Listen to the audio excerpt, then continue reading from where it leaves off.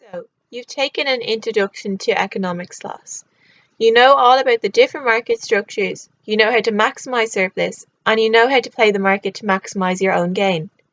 Insider trading must be a myth because anyone with a basic understanding of economics can play the markets. I bet you all economics graduates and professors are just masquerading in their day jobs. Surely they're all millionaires by now from manipulating the markets, right? Well, no, not really. Not at all, in fact. Why though? It's a little thing called asymmetric information. What is that? Basically, it comes down to this. In a market, a trade, a deal, a situation where there are one or more people involved, someone is always going to know something the others don't. They will have some piece of information they choose not to share with the other agents, and this information, if known to everyone else, may just affect the outcome of the market or the deal. You are probably wondering what the hell I'm talking about, so let's take an example. One we are all familiar with, the job market. Let us narrow the field even more and say there is only one employee and one potential employee who is going to be interviewed. Do you think they both have exactly the same information? Do you think the employer knows as much about the employee as the employee does? Does the employee know as much about the role and all that it entails as the employer? Doubtful. When this imperfect information happens before a deal is struck, it's called adverse selection. But if it happens afterwards, it is called moral hazard. For instance, the employee may neglect to say at the interview he was fired from his last two jobs, or the employer may omit the fact that the last floor employees who had this position left within the first 6 weeks of being hired. With both of these, the selection of the job or the employee is adversely affected because of the asymmetrical information. After the job has been accepted, the employer expects the employee to fulfill the duties of their role. There is an expectation on behalf of the employer that their newly hired worker will act morally and work in the best interests of the company, but there is a hazard that they won't. How can companies go about making sure that their employees act morally and in a way that promotes optimum outcome for the company? If you are an employer, how can you get the best out of your employees? You could monitor them better to ensure that they are completing their required tasks in an efficient manner, although this may not be a popular decision. You could delay part of their payment, like a year-end bonus, which can be based on their performance. The last tactic, and bear with me as it is slightly counterintuitive, pay them more. The more they are paid, the more they have to lose by underperforming. If you pay a wage above market equilibrium, and for whatever reason they lose their job, they will find it difficult to find other suitable employment at the same pay level as they experience with you.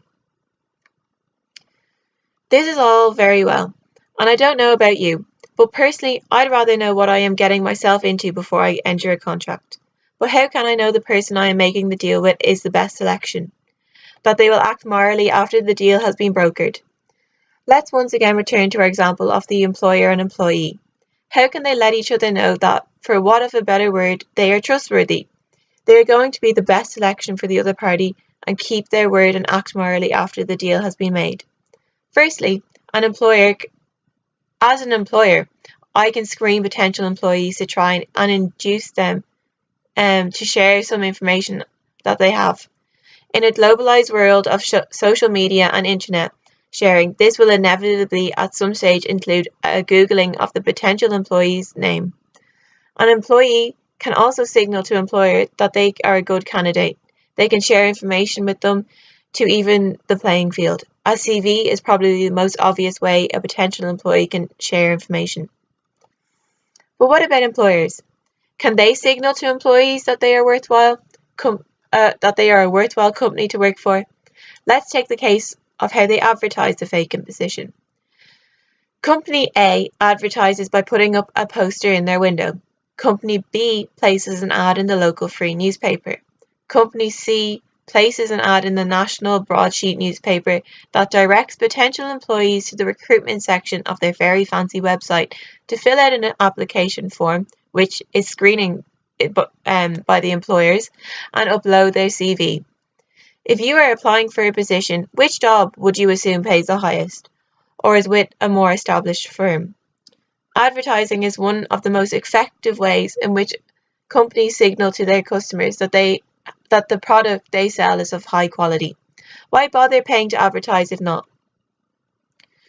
But do you know what? Coming from the point of the employer, this all sounds exhausting, and a huge amount of effort and knowledge used just to fill one role. Surely there is an easier way. Would it not just be better to use a recruitment agency? It might be, but then you might also run the risk of experiencing the principal agent problem. The employer, as the principal, hires the agent, in our case, the recruitment agency, to act in the best interest and hire the best person for the job. The employer is relying on the agency, and yet he can't be sure that the agency isn't acting out of their own self-interest. This all links back into the problem of asymmetrical information. But why does asymmetrical information occur? For the answer, take a look in the mirror. It's you, it's me, it's the human race. The theoretical market we study, be it a monopoly or a perfect competition or anything in between, relies on the fact that people are rational actors. But let's face it, we're not. Too often we settle for good enough rather than best, especially when we take time into consideration. If I ran an experiment saying if you had to wait 6 months, I will give you €100 or I will give you €50 right here and now. The rational choice would be to wait the 6 months for the €100, but I guarantee you, more often than not, people will take the €50 and run. Similarly, if I gave you €100 now, but told you you had to give me back €50 tomorrow, or you could just have €50 now, most people would choose having the 50 now. We attach more significance to loss than the gain. We are also easily influenced. If everyone in my circle of friends is running out to buy tickets for Robbie Williams, I might get caught up in the excitement and buy one too, even though I have no real interest in going. We also place different value on money depending on the source of it, despite the fact it is all money at the end of the day. If I request my P21 at the end of the tax year and receive a rebate, I guarantee you I will go out and spend it on shoes or something equally frivolous. But why? That money would equally have paid any bills I have. Why do I consider it a bonus that can be spent with little thought as to its best use?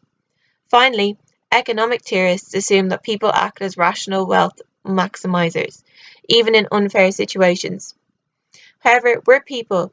We care about fairness, especially when it is directed towards us. If my friend and I were walking down the road and my friend found €100 on the ground and she said she would split it with me, I, as a rational wealth maximizer, should be happy to accept just €1 from her. It is increasing my wealth after all. But am I really going to be happy for her to have €99 and me just $1? No, it's not fair. Surely we should split it 50-50. Thank you for watching, and I hope I've gone some way in explaining why people and their actions mean real life economics isn't as simple and clear cut as theory would suggest.